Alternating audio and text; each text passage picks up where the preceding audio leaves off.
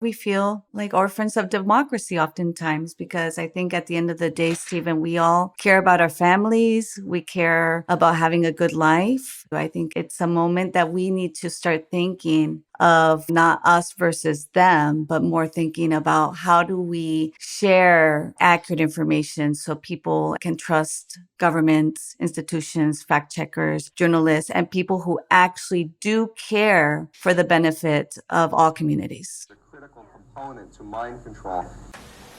Being made over to be clones of the person who's at the top of the pyramid. Interested in this subject because of my own cult involvement. I was recruited in 1974 into a front group of the Moonies. Hello, I'm Dr. Stephen Hassan with another episode of my podcast, Cult Conversations, the Influence Continuum. And I've been very excited to meet my next guest and share her with my network. Evelyn Pérez-Verdía is a bilingual cultural strategist and the president of a company called We Are Mas, a South Florida-based social impact agency that specializes in culturally competent communication and multilingual, hyperlocal engagement. Evelyn, I'm going to read more about your background, but let me just say that you grew up as a missionary kid. Your father's a third-generation American whose family arrived in the United States from Germany in the late 1800s through Ellis Island. My great-grandfather, too. Amazing. Making you part of the 100 million descendants of Ellis Island. And on your mother's side, she's from Colombia, South America. And you live in Florida, I believe. Correct. And so you have the Colombian, and your husband is Mexican, who's a citizen also. But you are someone who's very attuned to the Latino consciousness, and the Democratic Party has made so many major mistakes in messaging, and you've been trying your best to explain the mindset. And this is, as a therapist, mindset is everything. What is Correct. the cultural background? What do words mean? What are associations all about? And in learning from you, I will say that we mistakenly amplified a disinformation post that showed, and you reached out to me. By the way, I like your work, but this thing that showed a Latino Trump supporter with Trump going, yay, and then who we thought was the same woman, but wasn't. And you pointed that out to me, so obviously we deleted it. And I said, oops, and thank you, because we want people to trust us. Correct. And so let's face it, we are in an information warfare situation. You talk about it as hostile activism. I wrote The Cult of Trump and talked about basically fourth and fifth generation psychological warfare, which is aimed at creating confusion, disorientation, distrust in experts, distrust in science itself, distrust in democratic institutions, and directed to the left and the right to make a lot of noise and create chaos and confusion for everybody in the middle. Oh, yes. And we feel like orphans of democracy oftentimes, because I think at the end of the day, Stephen, we all care about our families. We care about having a good life. And so I agree with you. I think it's a moment that we need to start thinking of, not us versus them, but more thinking about how do we share, accurate information so people can trust, governments, institutions, fact checkers, journalists, and people who actually do care for the benefit of all communities. Yeah, facts matter. There's no such thing as alternative facts that call lies or distortions, inaccuracies, etc.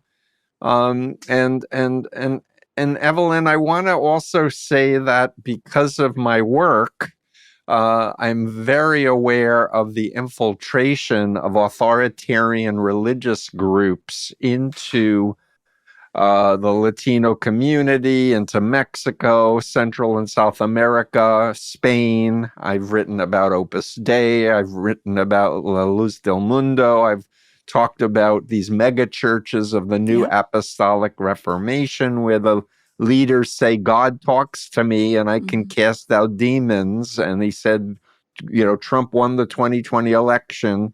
So don't believe those satanic Democrats. And so there's a interface in my work just teaching about human rights. Correct. And your expertise, and you've been asked by the State Department and hundreds of different organizations, even European politicians, to help explain the mindset and what we can do together. So with that, setting the table. Thank you, Stephen. Please teach us. Yes. Okay. And, I love this. I've seen prior conversations. So I love the fact that you and I are going to give input for those who are watching. Thank you so much for watching. I think that, I think in terms of understanding how my mind thinks and where I come from, I think it's important to share a little bit about my story. Please. Love it. I come from a family where my mother came in the late 60s to Tampa, Florida. And she met a man who was born in Louisville, Kentucky, from a deaf grandmother who, as we talked about, he is a third generation German American. My great grandfather came through Ellis Island in 1890 to Germany. I believe economic reasons. Yeah. Then he met my mother. My mother is from Bogota, Colombia, South America. And, my dad went to, it's really interesting because I think my dad went to the Navy, but he actually was recruited because it will be a long story with my dad, but practically he saw on a wall this, I want you in the Army now by Uncle Sam. And it completely moved him to become part of that. And then I'll tell you later about my daughter, who is really interesting because she just told me that with the war and everyone talking about war and talking about this, she's been telling me that on TikTok, she's been getting a lot of sign up for the Army, war is great, just the things as a TikToker and being a 14-year-old girl. So we're talking about her grandfather and this, and she goes, this is like the 2.0 of propaganda from the past, but getting to our TikTok. So I grew up, with a family that went to Colombia. My dad went with my mother to Colombia, finding deaf communities because they were hidden, because they were embarrassed of them, because they couldn't hear. So my dad went to the tribes and with my mother, and they started teaching him that sign language just in Colombia was 76 different type of dialects based on culture. So he went to the Native American Colombian communities in the Amazon, and they would say, hey, come on. When he built the trust, of course, with the tribe, right. they would say, come on, let me show you. Let's go fishing with a basket. And it was different if he went to the coast because they would say, come on, let's go fishing with a net. So as I grew up, I always grew up with deaf community around me. And so the birthday parties, my husband, when then was my boyfriend, was astonished because he was at the table and we were eating and we were talking. But then when we continued talking, because we would start signing to each other so we could continue talking while we had food in our mouth. Right. So all of that really built understanding, also culture, but also understanding that here in the United States, we have so many different beautiful groups. And as a Colombian American, as, coming from my dad who wears cowboy boots and, has this terrible accent in Spanish, but has been helping deaf communities there for such a long time. Mm-hmm. And the work of my mother, and her struggle with culture and our personal stories, it really has made me want to follow that path of just teaching people, we all deserve accurate information. Yes. That's not much to ask for. Right.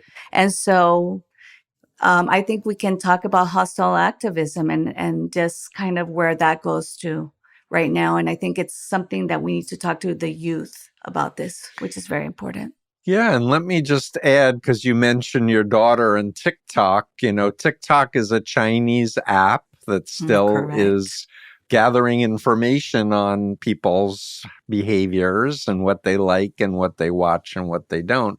But as we're doing this recording, the GOP is debating the abominable bill that Trump wants them to pass. And supposedly there's a line in there about making high school graduates go into the military, like instituting a draft.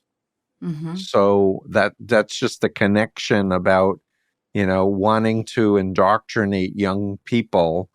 And because Trump put Hegseth in, as opposed to following the Constitution, which is what all military people are sworn to follow, not the president, even though the elected president is supposedly the commander in chief. But you're also not supposed to follow an order if it violates your conscience or the Constitution. Correct. Anyway, that's a side comment that I wanted to make. And just to say that what I've learned as being a therapist for decades is that every person who sits in front of me is a unique person, and I should not assume that I know who they are, even by their demographics, how old they are or their sex or whatever. I need to start with just meeting them where they're at, listening to their words, listening to what their issues are. And because I need to customize my toolbox of many strategies and techniques. And when it comes to messaging, we're information beings, we're social beings. Correct. So, for example, until I read the material you sent to me and plead ignorance, because it's true. And I'm also a forensic expert, so I have to always swear to tell the truth, to be believed. I did not know that Latinx was a turnoff to many Latinos. It's really fascinating. And this is something that has been really fascinating in my life because I'm really focused on making sure we have free and fair elections. I'm really making sure that we have, right now, the biggest focus for me is, yes, we have the Latinx, which is something that the younger generations use, right? Mm-hmm. Where only 1.8% of Hispanic and Latinos, no matter the age affiliation, is like, I don't feel identified with that. Mm-hmm. And when they was tested by the Harvard professors, what was fascinating about that, which you can all read and it's documented, I read that. but it shows how they went and they presented a candidate with Latino and they presented, or Hispanic, which is often other people call themselves Hispanic, or you can be more specific. You can also say, like I will say, I'm Colombian American because I'm representing both of my cultures that I love very much, and I shouldn't need to pick which one I love, right?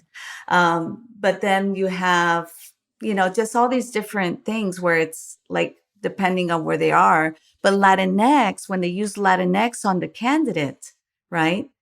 What they realized is that there was a rejection for the candidate that used Latinx. Right. And that for me was a concern when I saw large national organizations in Washington, D.C., who get all the funding and they're using Latinx, they're using progressista, which for a Venezuelan, I'm not talking about 40, 50, 60-year-olds, or like they say, the old Cuba group that came here. No, I'm talking about Venezuelan American youth who fought on their streets, and not say fought, they manifested peacefully Right. on the streets against the dictatorship of Hugo Chavez, of Nicolás Maduro. And they see this youth using exactly the symbolism, exactly the terms that the dictator in the country uses, Yeah, right? that was a revelation for me because I have been using the term progressive, like I'm a progressive as opposed to liberal, because I thought it would be better and less extreme. I had no idea that it had bad associations with dictators. And you know For some what, folks. Stephen? I think that for me, what I've been, what I advise organizations, I advise individuals, I say, look, we're at a moment in society Mm-hmm. that we're not or progressive or liberal or this. We are individuals fighting for pro-democracy. Pro-democracy is the term, yes. We are pro-democracy. We Mm-hmm. care about the U.S. Constitution. We love this country. But we have to realize that good actors are sometimes 10 years behind in technology. And what is concerning me at this moment, Stephen, is that I see a lot of individuals, organizations, once again, who have the funding, using situations that can actually put us in more division within a group versus saying, how can we give a message that people can unite around? Yep. So that's when I saw you share this thing about the woman saying, I love Mr. Trump. Luckily, I've been working in all of this in Hispanic Latinos for 20 years. So I know that story. I know she's Colombian American as me because I remember that story and talking about it. And then seeing how there was this whole organization for 2 weeks of, in this point, some more far left, promoting this, saying it was the woman that said they betrayed us. But for me, I know that woman. She was Venezuelan, right? She's Venezuelan. She's worked with me in the past on previous things I did. And so I know it's not the same woman. Yeah, right? I didn't realize that. But that's the point. Right. Hostile activism. They're aggressive protest tactics, online tactics, spreading disinformation. Right. And I want to give you a statistic, which I think is important for you, Stephen, and your audience. Right now, there's a really good communications agency called the Edelman. I'm sure you've heard of them. Mm. But they were saying, in the recent data from Edelman, barometer, this is a report they do in 28 countries. Okay. There are 33,000 respondents, and there's 1,150 respondents per country. And they say that it's 99% confidence level. Okay. So you can look it up. It's saying that here, that 40, that's 4 out of 10 people around the globe approve of hostile activism. Hmm. And then what's really fascinating is that 1 in 2 of young adults approve in hostile activism from the age of 18 to 34. Right. So that I know that political messaging has always used the demonize the other strategy, but I think you're talking about something more sophisticated and nefarious with social media and digital media. Am I understanding that correctly? It's micro-targeting. What we're seeing is a micro-target just with the video that we saw. Yeah. Where it said it's the same woman. I went to other groups and I said, hey, look at this, because do you want your reputation? And it's important that right now we protect each other. Sure. Because there are people that you trust, and then they're using the same tactics. And what I want to say to them is, look, first of all, there's an ethical responsibility.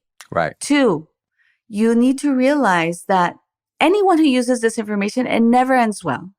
It never. Look at the history. Look at our history of people who have used disinformation for ages. It never ends well. Mm-hmm. But second, I think the most important piece is, we're at a moment as Hispanics, me as a Hispanic American, as a Colombian American, that, we need to go back and think about that it's very easy as a strategy to be violent. Mm.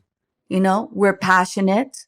Mm. We're angry. We feel like they're mistreating our communities as Hispanics. Yeah. But that's the easy way out to use disinformation, right? That's the easy way. The smart way, the strategic way is one, whatever they say to you, you have to show them that they're absolutely wrong about us. Right. So we don't use violence. We use peace. We remember MLK. We remember Gandhi. We use peace. We walk. Mm-hmm. We don't let them say, see, they are violent. Look at how they're acting. So we have to be more strategic. Right. In terms of how we present ourselves. I love the Colombian flag. Mm-hmm. And when I came here after being a long time in Colombia, I would see the US flag and I would kind of look at it. And it's more as I came here, I started loving more the US flag, the Colombian flag. And I said, I can't pick one. Right. So also, what is our message if I'm throwing a Colombian flag in my messaging versus me carrying the American flag and saying, I love this country no matter who I am. Right. So there's just some strategic things that we need to do, but there's a big, big focus on teaching the youth how to address these issues without looking like an extremist on either side. Right. So as we're, recording this, there's this GOP monstrosity bill is supposedly going to give funding to expand ICE and all of these non-professional people who are going to be deputized to round up anyone who's brown or perceived to be Hispanic, and with masked people who are not identifying with no court warrants. And I know from history that if people don't protest this, that they'll be chipping away at the rights of everybody. So I'm all for recording things and spreading information. But I think what you're saying is really important, that we don't want to give the Trump, I call it a cult. I wrote the book. We don't want to give them ammunition, psychological ammunition to escalate the violence against peaceful protesters. And that's why it's so important to be, measured. And when you realize, as you saw in the article that recently came out that were from NBC with the LA protests that we started looking at, what we have to understand also is that the message is very specific to communities. So they're like the Hispanics, the message on say the raids was, they're fighting these far left communists who are elected officials that are Democrats, which is, they link things like there was some association with the mayor of Los Angeles with Cuba, but then there's a situation where they take it a bit further and they make a fake picture of her with Fidel Castro, right? Right. So deep those fakes are a big problem. Deep fakes are the big problem, visual. but that's why we need to teach, and that's what I did in Latin America, teach people and younger generations that have talent in content creation. What is the responsibility we have? We can do so much. And people are like, oh, okay, I'm going to use this information like we saw once again in that video. And what did it do? We saw that it was making the Venezuelan community angry, like we're being disrespected, but also you saw the Black communities sharing it as saying, look at them, how dumb are they as Hispanics? And that is a big issue because we have to not only look at that, Stephen, but when you talk about communities of color, okay, Black and brown communities, Latin Americans, and people who come from diaspora. There's a famous song called Calle 13 from, that's called Latino America, Latin America. Mm-hmm. And we have all types of Hispanics. We have Asians. We have people, Afro-Latinos. We have all types of people. And there's a poll that came out in 2020. I have to relook it, but it said that 1 out of 4 Hispanics sees themselves as a person of color. Mm-hmm. Most of Hispanics consider themselves white.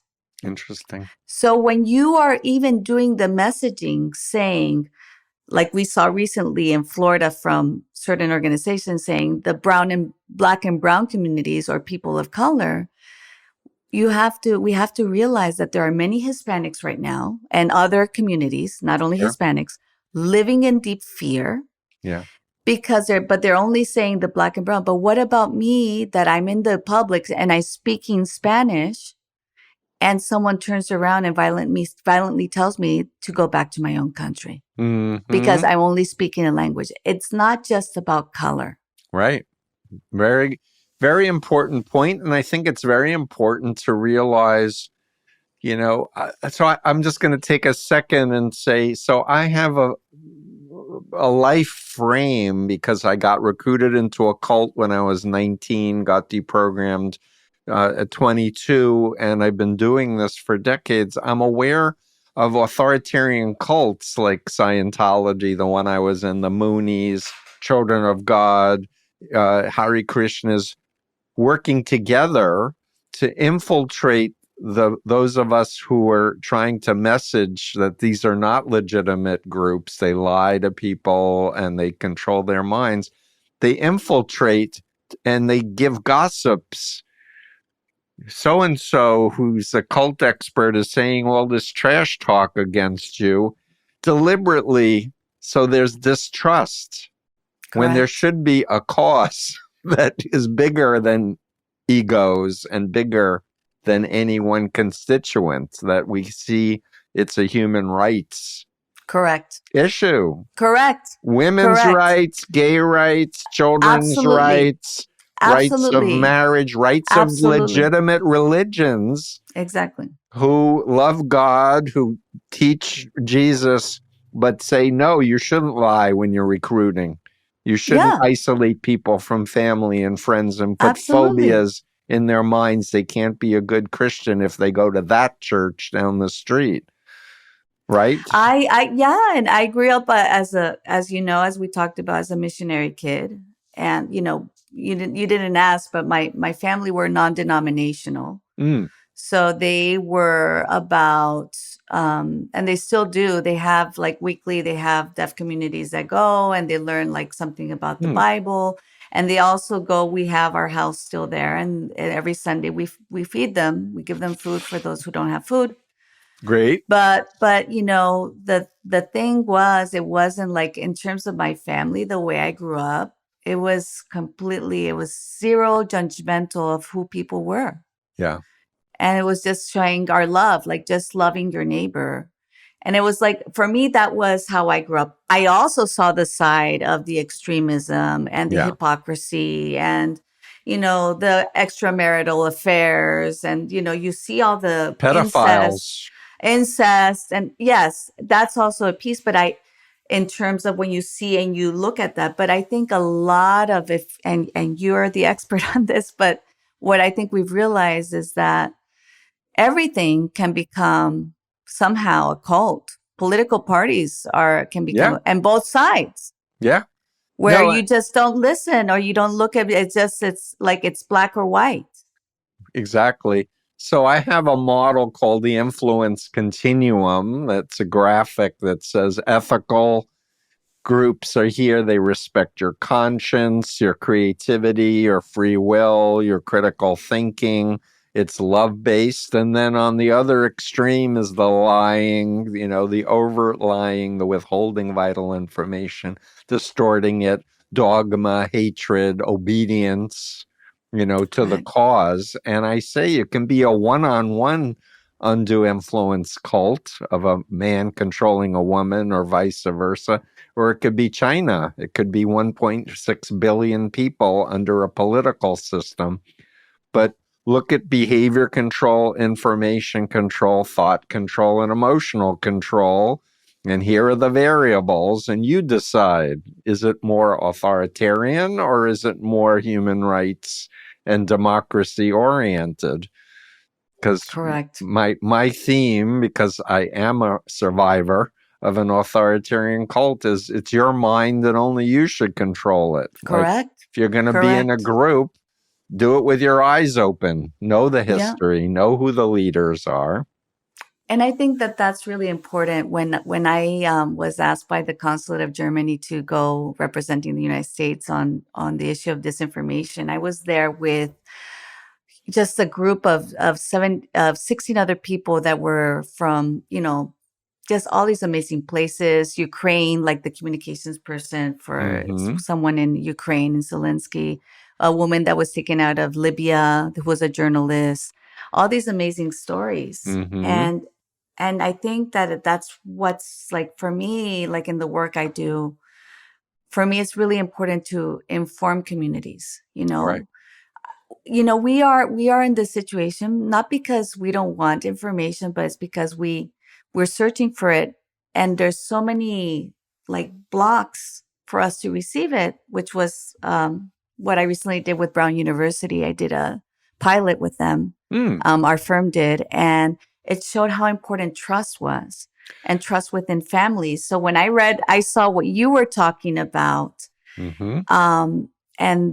And what you were sharing, I saw that connection about how powerful trust is with Right. our families, and how it's not about, the content creator is important, and we see all these like people and these bad actors. But if we take the responsibility in a smart way, without attacking, to look at our loved ones and help them with this, Right. that's very powerful.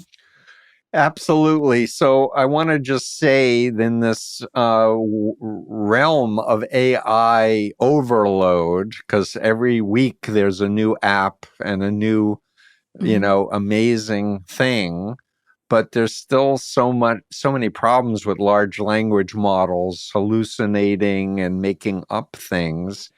And the more we take our human consciousness and delegate to a machine to tell us what to message and such, we're really missing out on that. We're embodied minds, and we are human, and we need to have trust, and trust is crucial. That and this is what I say to people: would you ever marry someone you knew to be a pathological liar? That everything they Exactly. said you couldn't count on? Or would you ever think of going into business with a pathological liar? And when people stop and think about it, they say, no, of course not. And then if I ask them, so why would you consider voting for Donald Trump? They can't they can't personalize it because they've been so indoctrinated online. People are 8 to 10 hours a day getting digital targeted, as you said, messaging, personalized messaging. And when you look at the actors, foreign actors involved too, like the Kremlin, it's been very well documented that they have been very involved in terms of Very those division, documented. Wrote about it in The Cult of Trump in 2019. Exactly. And Hello. and they've been saying it, the intelligence agencies, the intelligence community, it's been presented by reputable journalists. Yeah. And it's just like, and the people who talked to the Kremlin for the past 2 years in the presidential election, that we're also spreading disinformation, like Elon Musk, and, which it would have 58 million views, just one thing. And one of them was, remember where they had Kamala, they had her in communist garb. Yeah. And they said, can you believe she's dressed like that? And that was something that we were informing for a long time for the political parties. Say, look, take this seriously, of how people are really afraid of what they escaped, and that they are now here and they have nowhere else to go. Right. And they don't want the same to happen. They lost everything to similar stories to that. Right. I brought this because I think this is really important. Yeah. For listeners, Evelyn's holding up El Pobre Revolucionario with a fist with a red background. So it's a red fist. This is a how they call them, I forget. In they're tracks, they're Yeah, Christian tracks. I see. And my mother passed away in 2023, and when I was cleaning her room, I found this. Mm. And I found it's from 2010.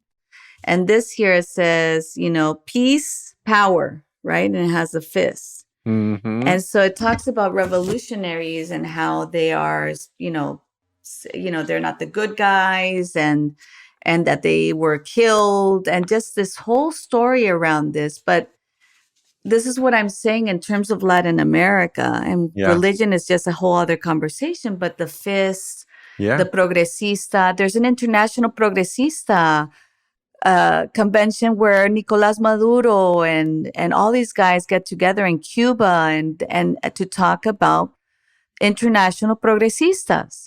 So here we are saying that. What do we expect for Hispanics to say, I'm going to sign up to that party? Right. No. And I need to add, Bernie Sanders and AOC are doing talks and they're getting big turnouts, but they are using language that's going to alienate a lot of Hispanic folks. Yes? Am I on target for that? When we first started looking at the WhatsApp groups and the private WhatsApp groups and what's sent to them, I also, through my hairstylist, found out that there were also Telegram channels. Yeah, that's a Russian app, Telegram. QAnon,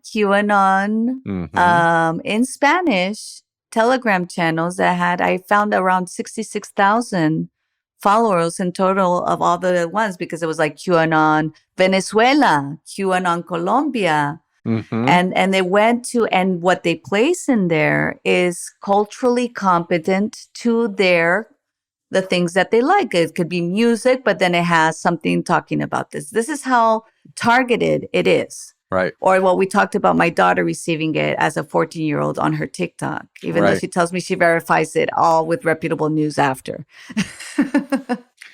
But I'll comment that I was asked to do a TEDx Mid-Atlantic show during COVID with Dave Troy, who does TEDx Mid-Atlantic. We did one on dismantling QAnon, and I was on, and Jim Stewartson, who was an alternate reality gaming technologist, who said QAnon is a psyop.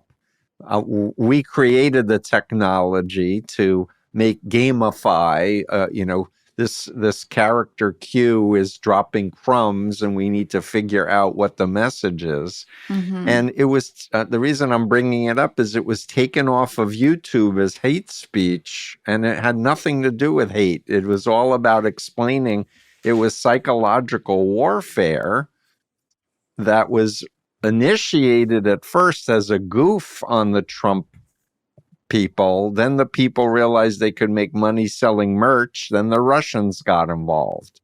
And allegations about Michael Flynn being involved very early on, because I interviewed a former data scientist who had a company that was researching Twitter, and we could see the first post with the hashtags with "where we go one, we go all" and other QAnon things. And so I interviewed Stu Schulman about this, that it was a psyop. But as you correctly are saying, it's not dead. It's still going, and it's proliferating around the world with these. Well, that's what we found out also from the pilot we did in 2024, 2023, December 2023, because we had 25 information navigators, we call them. And what we do is we only ask one question: what are you hearing in your communities? Open-ended questioning gets you the best answers. And then we ask, what rumors are you hearing? And what we realize is that there are so many lack of understanding of how the system works. And they're like, where can I get a mammogram? Where is there like a cost-effective mammogram? But then we saw also that there were in terms of rumors, two separate people who they did not know each other. And she was from Nicaragua and the other person was from Venezuela, were asking, will there be an election in 2024? And so we started researching and we realized it was a video from Alex Jones that was the with Sandy subtitles Hook, liar who owes $1 billion and is still trying to not pay up. Please continue. So with subtitles in Spanish saying that Alexa said that there would not be an election, and there was a Washington Post article. So it's like a distortion of an article, which is, as you know, malinformation, which is also what we saw in that video we both did, because it's kind of distorting two people and trying putting them together, type thing. So, the woman who endorsed Trump, Latino woman that you mentioned, is she still a supporter as far as you know? I'm curious. I don't know, but they for the journalists watching, that should be the story, the real story. Okay, is she still on board or not? Because the one that they said was her has been part of supporting the other political party. So it's a long time. So it just doesn't make sense. AOC and Bernie Sanders, Stephen, I just wanted to say, because that's what the QAnon. We also have to understand that for years, there are actors, and they're not only domestic, but foreign, that are targeting specific elected officials. And two of the people who have been targeted since 2016 have been Bernie Sanders and Alexandria Ocasio-Cortez, because they were the ones who opened with the Democratic Socialists as a marketer, retired high-level position person in Telemundo, who's a friend of mine, said, Evelyn, that's ridiculous. It's like if you said, I'm a Democratic Nazi. You can't, it hurts. It hurts. You can't say that. You can't say, okay, democratic socialism, and they just have to get used to it because they don't understand what that really means. And it's that also that like silliness, like you don't know. Well, all we know is our transgenerational trauma and our pain that's related to that word. And so why isn't that piece also respected? Why don't we, so for me with AOC, I was, I have some friends in DC and this, that, that look at things and are the part of think tanks and organizations. And it was fascinating because when AOC went to Latin America, just right before the election, I was like, what are they doing? Because she already has been painted a certain way in Latin America. She goes to Chile. She meets with the Communist Party in Chile. They publish it all over Latin America. Those little things. And they're also going as Democratic Socialists, but they're going as Democrats. Or the election as I'm a super voter. I am registered as no party affiliation. And I was getting ads from AOC as a Hispanic super voter living in South Florida, nonpartisan, saying that she was, she didn't represent the left or the right, but she was a democratic socialist. And, and that doesn't go well. And I'll add a gripe that I have about AOC and Bernie's messaging. They make all billionaires evil.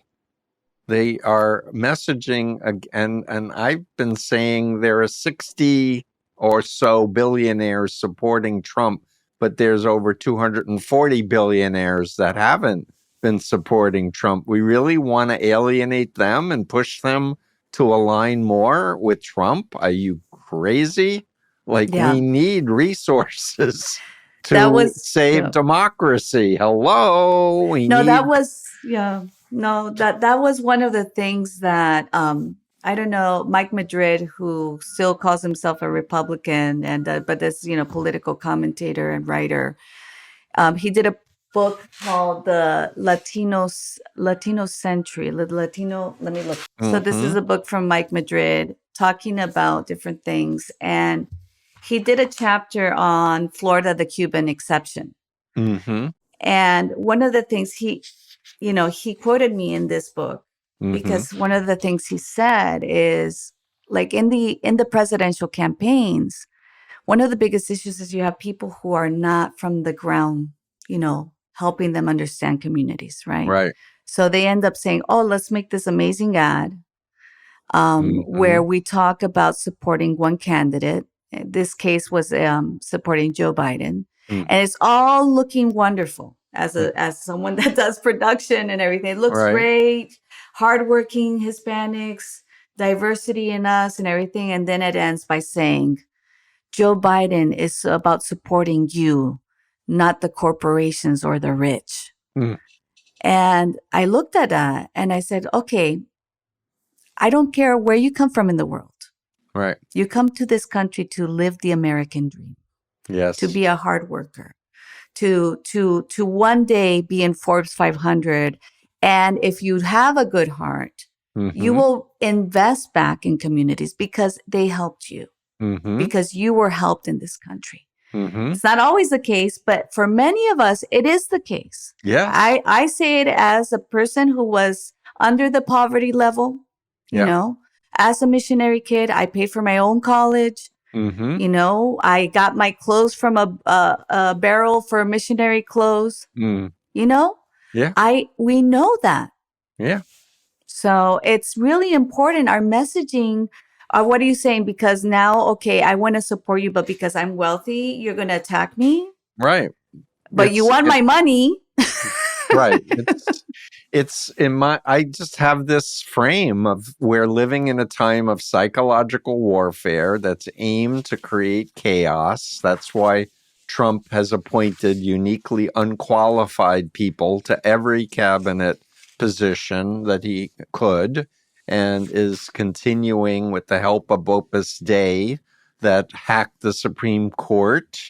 Federalist Society and hacked the Supreme Court. Opus Dei is behind Heritage Foundation's Project 2025 as a hack, and they are one of the big cults in the cult of Trump. That's one of the themes of my book. Is that not only is Trump got the stereotypical profile of all cult leaders, which is malignant narcissism, but they're actual authoritarian cults that are his base, bringing their followers, bringing their money, bringing their expertise to destroy the United States' dominance in the world as a protector for human rights and such. And so we are seeing this historic assault on the democratic experiment.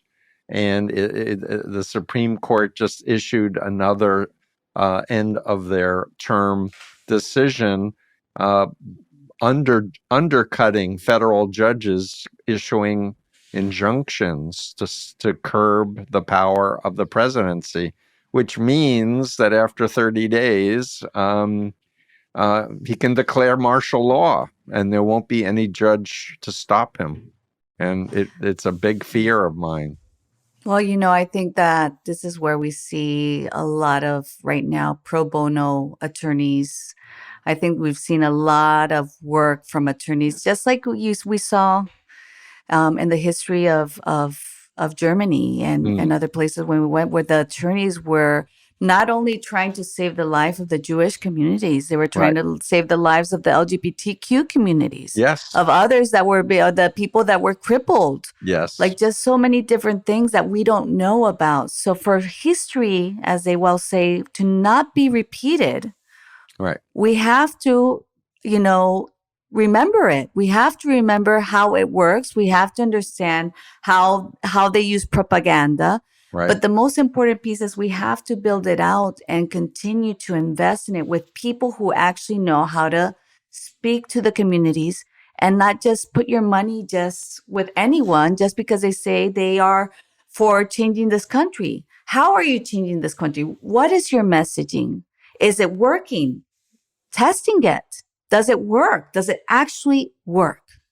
And I think that the biggest piece, which Stephen, I think you and I know how important it is. It can never be with lies. It can never be with manipulation. It has to be with the facts. You Right. can do anything. Mm-hmm. And you can counter erroneous information. You can present the face of authoritarian dictators that can be from the left or the right, Right. as we know in Latin America. You Yeah. can see their faces Mm-hmm. if you really take the time and dedicate yourself to really understanding how it is and not just go blindsided. Yeah, thank you so much. I couldn't agree more. And to state an obvious, which is that Zuckerberg of Facebook / Meta / Instagram, Musk with Twitter, Bezos with Amazon, Thiel with Palantir, etc. There is less and less rules. They wanted Trump in because Biden or the Democrats wanted regulations because young people were getting anxiety attacks, they were having eating disorders, they were depressed, they were suicidal from the internet. Yeah. And people need to understand how our minds are being hacked and how I go, ah, when I hear so-called mainstream media repeating the buzzwords of the cult of Trump. Yep. Like the BBB. I'm not going to repeat it because Yes. I don't want to violate my own recommendations. But I like the abomination bill. That works, but stop using language that's because the brain hears it over and over again. It starts acting like that's the truth, and that is not the truth. Correct. And that's why we need our frontal cortex to label things. That's not true. As information that's malinformation is coming at us. Oh, that's psychological warfare. Yeah, it wasn't the former Surgeon General. He was the one who said that disinformation is a public health issue, right? Yep. So, I mean, this is separating families, and not only in the United States, across the globe. We see feedback loops, for example, in Latin America and the United States, of content created by bad actors in Latin America that are reaching family members or anywhere in the world because WhatsApp, you just share things immediately. So you are now here. I'm here with Steven. I share it with Steven. Steven then shares it with his group. I share it with mine, and it's viral in seconds. Right. So So I think there's a big responsibility of individuals who are currently working. And I don't want to talk once again about, Democrats, Republicans, no party affiliate. I want to talk about us as Americans, living people. here in the United States, people, humans, right? That we need to really understand that we need to unite in terms of our messaging. We need to talk in a way that most people, understand. But you also have to have that piece of talking where people are in their culture. Yep. And use both. It's very important. Yeah, and listen and get feedback. When people say, Steve, you misspoke, I get really curious because I always want to be trusted. I go out of my way to, if I'm not sure, to change something or take something down. And I've learned not to just share things because I ideologically agree with them, but is this real? Is this legit? Has it been verified by, reputable third parties that believe in journalistic principles? Well, look, it's not rocket science, Stephen. I think that's what it is you need to go, you have to get the information, and you have to unite with good people who care and ensure that more people get the right information. That's the start. And I think that's nice to see us in this conversation because that's exactly what it's about. Yeah, and I've been aware of the infiltration into the Hispanic community for a long time. When my book, Combating Cult Mind Control, first came out in 1988, there was a Spanish edition. It's long since gone out of print. And we've updated it for the digital age. So we're about to hopefully in the next few weeks, publish it in Espanol. Great. And with the help of Xochitl Martin, who's a fourth generation survivor of La Luz del Mundo, Oh, she and her volunteers took my Influence Continuum and did a Spanish version and a bite model in Spanish, and even my doctoral dissertation on wow. updating the That's law great. is in Espanol, because people need to understand all influence is not the same, and we want values-based information that respects our uniqueness, our individuality. And for those of us who believe in God, God made us unique, not clones. God Mm-hmm. didn't brainwash Adam and Eve to be robots or zombies, which is what cults are trying to say. Be like God and do what we tell you no matter what. Mm-hmm. And that's not the divine plan as I understand the Bible anyway. Mm-hmm. Well, I think it's not about, a lot of people say, I feel ignorant, or no, we're not ignorant. We just need the appropriate tools and people who care to share the accurate information with us. Yeah, and getting more young people educated because they can reach their parents if they understand how to talk to them in an effective way, not name call them, not cut them off. And Correct. I want to just say that with the assault by ICE on Hispanic communities in Los Angeles and other cities, and with this abomination bill, I think there's going to be a lot of people exiting the belief that Trump was a good vote. And we want to open our arms to relatives and friends and not call them names and not say told you so, but welcome, missed Yes, you. let's hope, because right now what we're seeing in the WhatsApp channels and the groups that we see often that are shared with us is they are a lot of people from the communities who many are US citizens and voters, let's be clear, are kind of in a shock moment. Yeah.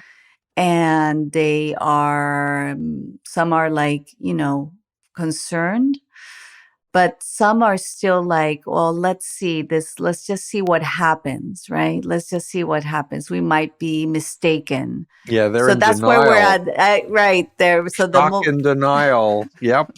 It's not really happening that all of our weather services that will warn us about tornadoes and hurricanes are being taken offline. And will this be good for us? I can't imagine anybody who has aware of the dangers of well, climate warming. you know better the signs of grief. And so right now, if there's that denial, next comes what? Anger, possibly, or, sadness. So this is where we need to be most for our families, Yeah. show them love. But we also need a big responsibility that if you have 1 out of 2 young individuals out in the world saying that violence is the answer, I think we need to really sit down as families and start looking at peaceful protests and how it works and teach that to our kids too. We can start with that. Yeah, and explaining that Trump wants violence so he can blame the violent protesters to enforce martial law all the faster. And That which it's he called paid insurrectionists, by the way, in one yeah, article. yeah, thank you. Yeah. Yeah. It's it's formulaic, and that's how I've written all my books. Is I had this one experience with the cult that I was in, but I've applied it to all these other types of cults, and the bite model fits all of them. And again, it's like I've lived under authoritarian mind control, and I would do anything to never have to ask permission or worry someone was going to tattle on me if I raised the doubt. Like people were Correct. turning in their own families in Mao's China or Hitler's Germany, and that's what they want to happen here. That people are going to align with the Trump authoritarian regime. and turn in their neighbors. And Mm-hmm. that's why we want to reinforce. And get paid by Right. Enrique Tarrio, who was one of the leader of the Proud Boys. Right. Yeah, thank you So for mentioning that. His unconditional pardon to all of the insurrectionists, those were real insurrectionists. My former cult was at January 6th doing false messaging. It was Antifa. And the Mooney's Washington correct. Times that they own was saying it was Antifa. And no, And that it the wasn't. people, and that he was Enrique, who I've met before in certain events that I've seen there. And we have an exchange in a video where he grabbed his camera and said, come on, honey, come and say hi to the camera, to all the people watching. And where I went, and I also was recording, is that we're not afraid of you. Yeah. We're not afraid of you. That's and critical. and it just is, those are like, the way he was acting was almost like ways that they acted in Cuba, which is his, heritage. Right. And then it was interesting how they would call them when they were in jail political prisoners, kind of like using the same messaging as in Cuba. Yeah. Because they're, it really is, you can go into this whole depth into all of this, but psychological warfare. Yeah, that's where we're at. Yeah. And it's not everyone mystical. It's very logical and strategic. You just need to know the bad actors and what are the mechanisms and techniques that they use. And we need to inoculate everybody, Evelyn, because most people walk around thinking it could never happen to me. I could never be brainwashed into a mind control cult, except human beings can and Correct. do. And the organization, the people who are organizing all these situations to keep democratic institutions alive, all of this, the people who are organizing to continue democratic values, all of this, like really take the time to look at what you're doing and how you're doing it. Like really, this is not a moment to have mistakes. Right. Really. I mean, and we can't go back, like we can't be from the 90s, like looking at little houses and seeing, like, to talk to them and we're having like we go to Hialeah with a shirt with a fist and we're like, hey, we want to talk to you. They're like, no way, go, we have to be smart and strategic about people's hearts and their fears and their hopes. Yes, very much so. So, Evelyn Pérez-Verdía, we are Mas. We're going to be doing a blog, and we will put links to all of the articles that you shared with me. And I'm so appreciative of your work. Thank you for educating me and helping me delete something that I should never have shared in the first place. Last words are yours. Well, Stephen, thank you. Thank you. I have been reading a lot about what you've worked on and just different things. I read a bit of the Spanish piece. I think that's wonderful. And I just want to say that this is, if I say things, because, there are always people that are like, oh, she just wants to. No, if I say things, it comes from the heart. It comes because I care.